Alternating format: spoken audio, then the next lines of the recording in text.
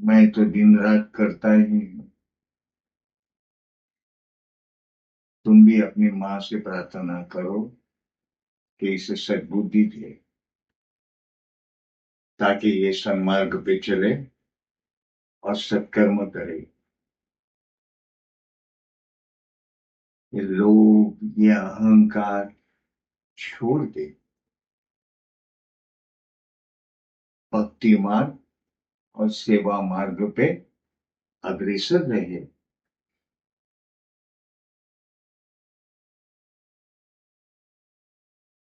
और नहीं तो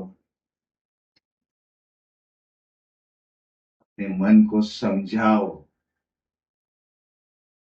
कि कभी कभी सत्य के दर्शन के लिए एक आघात आवश्यक होता है।